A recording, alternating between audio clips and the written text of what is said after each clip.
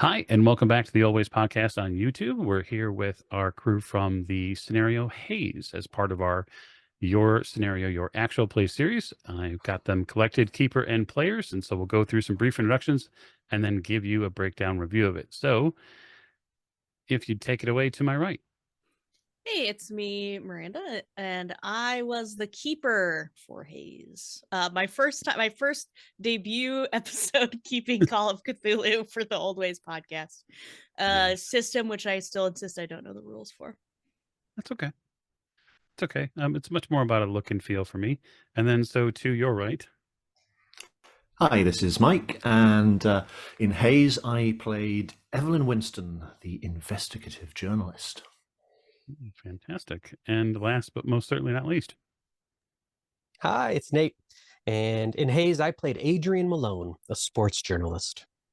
Fantastic. Okay, so I'd like to get the players' impressions first of how the scenario went and just their initial thoughts after playing it. So, Mike, if you would give us your initial thoughts. Yeah, sure. So, as a scenario, I thought it had some really interesting things happening in it. There was a fairly strong hook into it, a good chunk of investigation, and a thrilling climax. So I think as a short, self-contained scenario, it hit the right beats for me. I think there's yeah, that's all. Okay. I don't really have anything more No, that's okay. more That's enlightened to say. That's perfect. So, Nate. Yeah, I liked it a lot.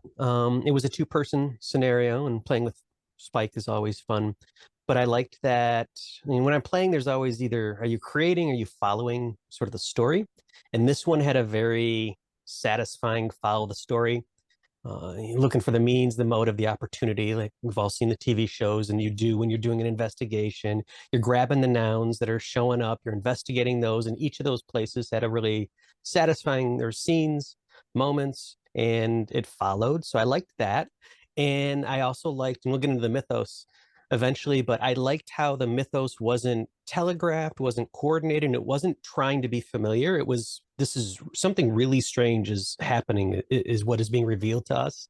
And we're following that through. And by the end, it was just strange. That was what was revealed. There was no, oh, it's this, that, the other. And I always liked that in Cthulhu scenarios as well. Also, Miranda was a great keeper, even though she claims to not know what stalactites, stalagmites, or Call of Cthulhu 7th edition is. It's all a lie.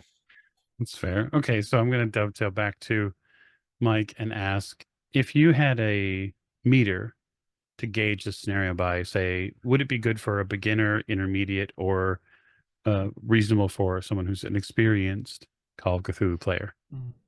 I think it's quite a good beginner's scenario, actually. I think, if you're looking for something that does lean heavily on the investigative side, then yeah, it's definitely something that I think a beginner could get into fairly easily. And then, as Nate was saying, it starts fairly mundane, fairly kind of innocuous. But it does build quite satisfactorily towards a strange and potentially terrifying ending. Wonderful. So, yeah. Okay. So, Nate, beginner, intermediate, or experienced Call of Cthulhu investigator? I think it's a good beginner. I think I'm not a beginner, and I had a lot of fun. I think it's a good beginner scenario for what Mike was just saying. And you can follow the clues, you can follow the bits. You don't have to get bogged down in game specifics or mythos specifics or anything like that. If you've seen any police procedural, you can engage with this, and it's fun. The only thing that might be a little shaky on beginners is some of the themes are a little bit intense and strong. And so if you're, oh, I have a beginner, I don't know what they are, maybe you do want a haunted house story instead, because this does have some more, I guess, engaging themes. But if you're playing with a group of folks that and you know that they like some more intense horror, this is perfect for that. Yeah, I could see this running at a con as well. You could do this would be a 4-hour slot easily. I would add another character or two and run through, and I think it would work out really well. Oh, fantastic. Okay, so I want to get into the sort of the next subset as far as Haze goes. Mike, talk to me about your pre-gen, how you felt your pre-gen was built, likely Hmm. having seen a few pre-gens in your experiences. One or two. How did Haze match up? So my character was an investigative journalist. The character sheet itself is fairly fairly stripped down. There is a piece of background for the character, and then there are the skills listed. So the characters, the pre-gens, don't come with things like your significant object, significant place, and that sort of thing. Those are things that the players can either determine for themselves, or if they want to just kind of leave those by the side for this particular scenario, that's that's obviously an option too. But they're not actually pre-written into the pre-gens. The backstory, I think, was very strong.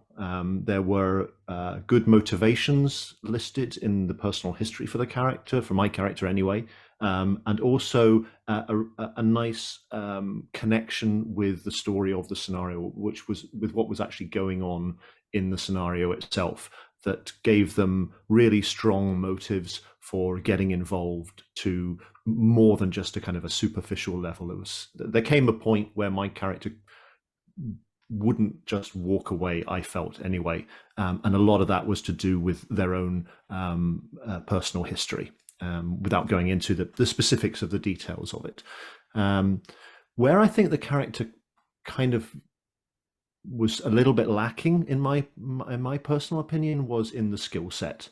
There were skills that my character had that didn't seem like they were there for any reason other than it would be nice to have this skill. There was no written connection. For instance, my character had quite a good occult skill, but there was nothing in the background of the character to suggest why they had that, what their interest in the occult was. Now, okay, absolutely, the player can come up with reasons for that themselves, but for a pre-gen, it's quite nice to be able to just dive into it.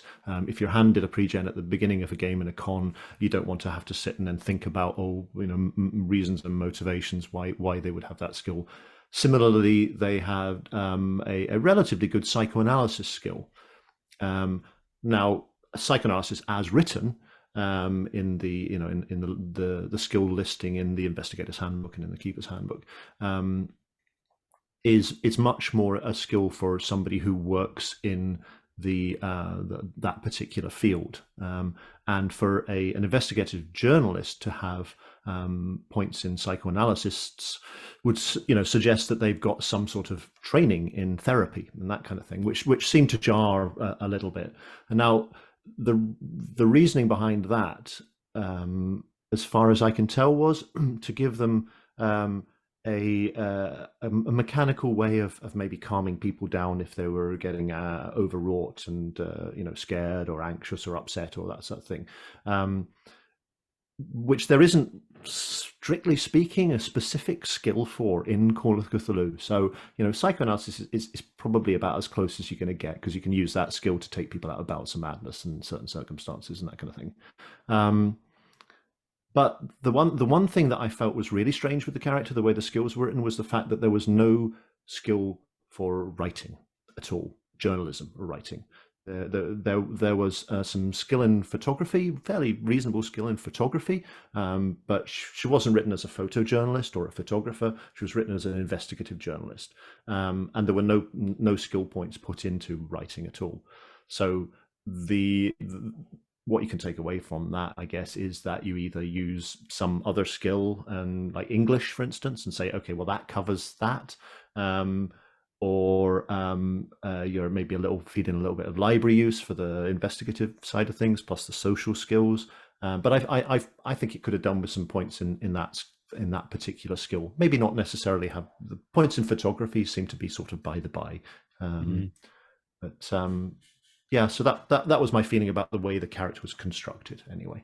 Yeah, in general, I tend to agree with investigator pre-gens that have 50% or more in any skill is generally someone who's a professional. And if you have 50% in a skill, it should show up in your background history. There should be some relevant data that tells you why this person has devoted that much of their time to becoming a professional. So it's a good point you make. Nate, how was your pre-gen? Adrian was great. Adrian, as a sports journalist, had a strength of 75, a size of 70, and intelligence of 90. So right off the bat, it was nice to play myself, as an incredibly strong, massive, and genius level sports journalist out of Atlanta. And I had a number of 60 skills, and it was obviously a athlete background and character. My climb, my throw, my brawl skills are really good. Also, my spot hidden and some other skills that were useful were there. I had the same kind of backstory hooks that I don't think they were as pivotal. Maybe that's just how we played it, but Spike's character was pretty much became pivotal to the second half. I had very easy ways to also say, oh, there's no way I'm backing away from this.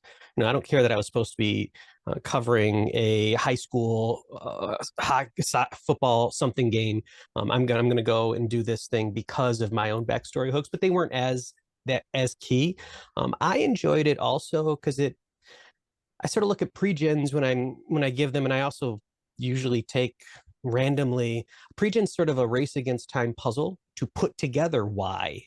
So why is this character going to engage with this mystery? Or how are they going to explain this? Why are they in this situation and so that was sort of fun to me to play out. And we had a little moment of, wait, I'm a sports journalist. I'm not going to work with Evelyn on this murder case. Are you crazy? Kind of, which was fun for me. But otherwise there was a lot to do with this character. I could make it work. And I did. I liked the story in these pre-gens. They were short, they were concise, they were easy to understand. If I sat down at a con and looked at this character sheet, I could pick it up quickly and do some things with it. Okay, fantastic. So I'm going to ask you, Mike, about something that surprised you in this scenario. Was there a scene or a aha moment that you came to with this character during play that you were not expecting to be part of the story? To be honest, I don't think there was any kind of big light bulb moments. There was a point where, as Nate was saying, my backstory really fed very heavily into the scenario. But as a player, I don't think that was something that hit me out the blue. I think it became something that, yeah, okay, that makes sense. And from a player perspective, that really gives me a strong motive to just go a little bit further than just the professional level in the investigation. Just going back to something that Nate was saying as well about the fact that it was an investigative reporter and a sports journalist gone to cover this particular story. My gut feeling is that in terms of the kind of initial motive, the initial impetus to do the to take the case, if you want. If it had been maybe an investigative journalist and a photographer, for instance, that would have been an easier hook in. I think it was, we did have to have that kind of conversation about why is a sports journalist covering this story? It doesn't seem to be relevant, and okay, yes, we did find ways to make that sort of a practical and give them a strong reason for actually doing it. But we had to work at it a little bit. I think if you're in something like a convention game and you just want to just jump straight in and hit the ground running, then to my mind, something like a reporter and a photographer would be an easy fit for that. Okay. Yeah, I can see that being relevant, especially when it comes to a group that is so small. So when there's only a couple of people in a scenario, a couple of investigators, you want to make sure that the flow of the scenario is enhanced by occupations that they hold rather than becoming a potential speed bump. Yeah. Nate, and I think it works really, really well as a two-player scenario as well. I think that's a really nice fit for it as well. Okay. That is a good point to know, because there are an awful lot of scenarios out there that are aimed at 2 to 4 or 2 to 5. And there, of course, there are series of scenarios that are solo investigations as well. it's nice to have some smaller table investigations out there. So good to hear that. Nate, any surprises, any aha moments for your characters you played through that you felt were memorable? There were a couple. The point when I was able to sort of briefly explore one little sentence in my backstory and how it related to the game larger was nice. I liked how it turned into, like, I thought, okay, it's a three act play, act 1, 2, 3. Here we're at the climax. Oh, it's a 5 act play because the climax just introduced something. I always love that. And I didn't expect it. Looking back, I'm like, oh yeah, it makes sense, but I didn't expect it. I thought, oh, this is going to be sort of straightforward, simple. And there was a little bit of complexity at the ending, which we didn't try to solve in a complex way. We solved it in the most expedient way possible. But I really liked that little bit. And there was a fair number of moments. I think this is Miranda, but there were a fair number of moments. This has a little bit of an impact, a little bit of a hit. Okay, I can see this. I can see why someone would do this. I can see why these NPCs are acting against their best interest to do something that is harmful because, yeah, that makes sense, kind of thing. So there are a couple also emotional beats to this sort of straightforward investigation that I really enjoyed. Okay, great. Speaking of Keeper Miranda, I need to ask you some pointed questions. Hello. Hi. So give me a broad brushstroke review of this from the Keeper's chair. What were your feelings and ideas as you read through it and prepared it for your players? Well, so when we were kind of reviewing different scenarios and going through them, I immediately liked this one for a number of reasons. One, I was kind of scared to run something for 2 people, and I didn't realize initially it was for 2 people. It's a lot of camera time, but it was really nice, a small group. And when I saw it was 2 people, I immediately was like, oh, I need Mike and Nate on this because it'll be great. But I do think I know it's translated from a Spanish scenario that I think is really good. I like that it's kind of expanding to the broader audience, but I love the handouts on it. I thought that they were all really well made. They look really nice, which is obviously something that kind of like pulls me in when a scenario just looks nice. It's laid out really nice.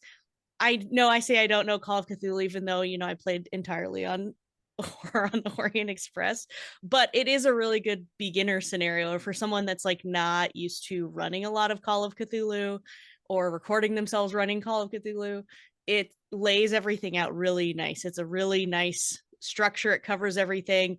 There's a lot of stuff we didn't get into, but it does a lot for a beginner's keeper, like saying what different pregens you can use. I tried to run it as close to what the actual scenario is, so I didn't want to do different pregens just because obviously we're showcasing it and I want to showcase what it is as written, but it gives you different options for endings. There's a lot of stuff that we didn't do, like interviewing the band members more and things like that. And so I think it's just a really well-written scenario. I don't know what the rest of your question was because I started talking and I forgot it, Mike. No, it's okay. I think you covered it really well. One Okay, thing good. I want to touch on, especially from the Keeper's perspective, is going over content warnings. Even the byline of this on Drive Through RPG does talk about the investigators having to dig into a suicide. And Yep. so that is something that's important as a touchstone to talk to players to make sure that they're comfortable with. What was your approach there? Well, so luckily I know Mike and Nate fairly well, so I kind of joke that I mean I know their lines and veils because we play together so much, so I knew it wouldn't be an issue for them. But I also know that like Mike doesn't like a lot of things dealing with like potential harm to children and things like that, and so which I did push a teeny tiny bit because I was the one that involved his kid in it. But it did make for a good like turning point in that drove you guys toward, because we were getting kind of long in the recording too, and I'm like, we're gonna kick the gas up when we do this. And so we I think that it's definitely something that needs to be addressed because it is the whole scenario. Like that's what you're starting out with is a suicide. And I think it can be a touchy subject, especially in this one, because are we in spoiler territory yet? Yeah, well, we can go ahead and just drop the spoiler tag and the Cool. bell that everyone Okay. heard on the last one. Here's the bell. Yep.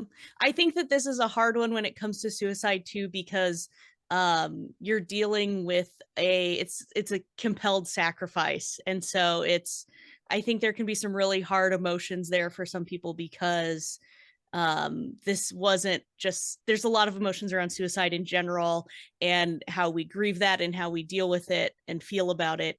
And these are people that didn't commit suicide truly, they were compelled to do so through a spell. And I think that for some people, if suicide is close to home for them, that might be something that's hard for them. But Yeah, it's a good call out. It's really important to go over any content warnings with your players, because not only is consent sexy, as we like to say, but also it allows us to have the most fun possible, right? Maximum game fun. And that is, we can play right up until the edge because we know where that edge is. So that's something that we like to do on the show, especially, but clearly we encourage it for everyone out there that's listening and watching this, is get involved with those tools, make sure that you're safe and your friends are safe, and then just go out and have a good time. Okay. So I'll return to the players. So Mike, if you would, what was your favorite mythos moment Well, my favorite mythos moment, that's a tricky one. from this No. scenario? No, I mean, the scenario was mythos light. I think that's probably the best way to put it. There is a mythos moment at the end, and that's when you basically hit the climax of the scenario and the mythos is revealed. Up until then, there are hints at it. There are kind of arrows pointing towards it. There are suggestions that there is some sort of a mythos element that's never really fully revealed until the end, and it does come as a bit of surprise. Certainly, the way it played out when we played it, the actual revealing of the mythos was something of a surprise. And I suppose if there was a light bulb moment or a surprising moment for me, that was probably it. And it was. Yeah, it was quite spectacular and chaotic, but yeah, and things kind of escalated. They went from like 2 to 10 just in a heartbeat, and yeah, that was a very fulfilling and exciting moment when that happened. Fantastic. So the mythos moment is my favorite moment. My favorite mythos moment. It was the mythos moment. The mythos moment. Very good. Nate, if you would, give us your favorite mythos moment, if there was anything other than that. Absolutely. I agree with Spike. We went from, hey, let's have a conversation, maybe interrogate these kids, to, oh my God, if I don't get this fire extinguisher off the wall, we're all gonna die. And it was bam, like that. So it was a good game moment. I think my favorite mythos aspect of this is, and it's spoiler territory, but I'm not gonna go all the way spoiler, but we're chasing a band who's touring, and there's something weird about the band's performance, and we get to the end, and it's not one of the 3 mythos entities that show up over and over again, and the one that was so great. And it wasn't explained either. It was just this explosion of, here's what happened, and afterwards I'm like, I think I know what that was, but it was one of those that I actually went back to the Malleum to see, like, is this actually a thing, or is this just made up? I love that. So it was, and it was never, I didn't feel like I was cheated or tricked. It was, oh, I just assumed this because this happens a lot in adventures. And so when it actually got to the real mythos moment, it was even more delicious, because it wasn't what you expect. It wasn't what I expected, having played a fair number of Call of Cthulhu scenarios. So that was really great. And then the ending, I think, was classic Call of Cthulhu, 7th edition, non-pulp. Holy shit, we can't do anything here. Can we even escape with a shred of health or sanity, kind of thing? Which was also great, because I've been doing a lot of pulp and a lot of survival stuff where you survive more. So that felt refreshing. Fantastic. Well, I hope everyone enjoyed the playthrough of it. I guess what I'll go around to each of you. I'll start with Keeper Miranda, of course, and say, is there anything that, as someone prepares this scenario to run. Is there any tips or pointers that you would hand them about level setting or adjustments that might be made that would be helpful to another keeper? Like I said, I think it's really well written for a beginner or experienced keeper. It's really, everything is very well laid out in it, in the big ways that your investigators are probably going to go, going back and forth between them, different outcomes that you might experience. So I think it's really well laid out. I'm not sure if there are like a couple of things in the translation that just didn't quite make sense, but they're very small things. One of them was, though, and we had a pretty big, because I'm not great with the rules, like I keep saying, so I was like asking Mike, like, I don't know how to run this creature because the rules, how they're written, are a little bit not what would normally, it doesn't sound like what the normal Call of Cthulhu rules are for it attacking, and it attacks in a different way. And so honestly, that was like the biggest hurdle for me in running this. Up until that, it's like straightforward investigation, super easy, straightforward, like you're giving them information, they're following their little breadcrumb trail, and then you get to this combat and you're like, oh, I'm like, hold on, I have to read these like four times to see how do I run this. And so I think that would be like my big tip, is because it's going to happen at the end most likely, get it under your belt and decide how you're going to run it ahead of time, so that when you get to it, you aren't having this like tripped up moment of how does this thing attack. Okay, it's fair. It's good guidance for sure. And then Mike, as far as from the player side, any guidance you'd give perhaps a first time or maybe second time player who's going to sit down and play this? Yeah, I would say prepare for it to get quite emotional, quite visceral, because, you know, as we've said, it does, the initial hook, the initial impetus for the investigation is a teen suicide, which you throughout the course of the investigation discovered was not quite as it appears. It was something difficult, something different, like Miranda was saying. But there are moments, certainly from my character, who has got a teenage son of her own, where it gets very close to the bone, and there's you know there is a distinct jeopardy for that character and potentially her son, and you know it can get quite emotionally intense if you play it through to the hilt from that level. And I tried to lean into that, as Miranda said. You know, that I think it was Miranda was saying, the harm to children is a difficult area for me, but I think, you know, because Miranda and Nate and I have played quite a lot together, you know, we all know how far we can take things to make it a challenging but enjoyable experience before it starts to get to, you know, kind of Lanes and Vales and X-Guard territory. And so no, I don't want it to go that far, but I find it, you know, as a player, I enjoy taking it, you know, kind of taking it towards the edge, and it really, you know, I think it really gives emotional weight to a scenario when you can do that. I mean, we had a lot of fun playing it. There was a lot of, you know, a lot of enjoyable moments that weren't, you know, heavy and serious, but it did pivot at times to become potentially, you know, it can get to you, you know. Fair enough. So that's what I would say about that. You know, prepare for it to potentially be emotionally challenging. Okay. So Nate, any calls, any last bits of advice for a player in playing Haze? Absolutely. If you play it as it's written, it's gonna be a two investigator scenario. So pay attention to that and lead into that. That is an opportunity, obviously, to create some kind of quick relationship that's focused on that one other player that you have to bounce off. So I would going into this intentionally know, okay, I need to create a couple things that we can go back to and that we can recirculate and come up with and use throughout that, because there's a lot of screen time. And that what also goes with that is make sure you understand that with two people, that means that you have a lot of personal screen time. The other person does, the keeper. That's all you got. And what you don't want is to always go to the keeper to get the keeper to keep going through. You need to play off true detective style. You need to play off that one other player in a way that is a little different, but I think is a lot of fun. But it's a little different than when you have a 3-person, 4-person, 5-person, more traditional group.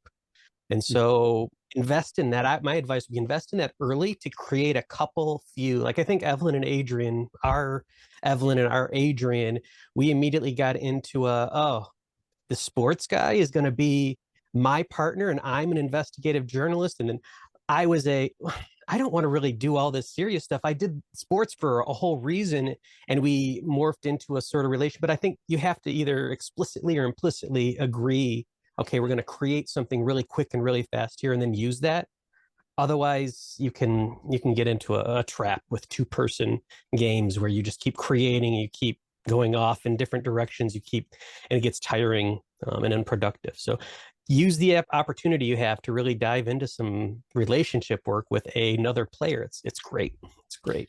I will say, to add to that, one of my favorite moments from their game is them going back and forth of, I don't think that these people know what they're doing, and then there's absolutely no way that they don't know what they're doing. They have to know what they're doing. But what if they don't? But there's no way that they can't. Are they really that stupid? There's no way anyone's that stupid.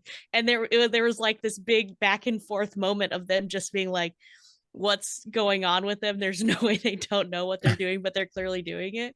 And so it was fun because then I get to sit back, obviously, but that's that like playing off of each other and trying to figure out what's going on. That I think that was like a highlight moment for me, and it was them just trying to parse out what was actually happening, but you don't know until you actually confront the end.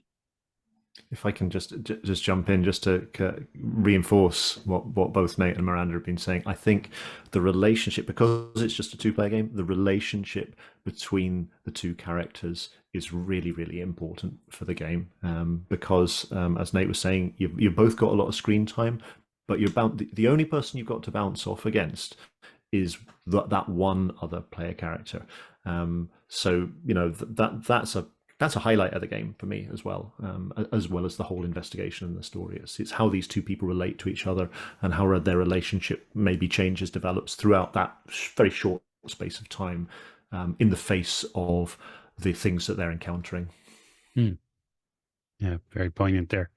Well, that is our review of Haze by Hector Gamiz, or Games, Hector Games, I believe that's how it's pronounced. If Hector, if I mispronounced your last name, I terribly apologize for that.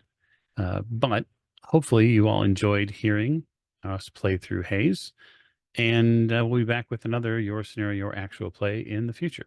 So thanks again from the Always Podcast and this crew. We'll talk to you very soon.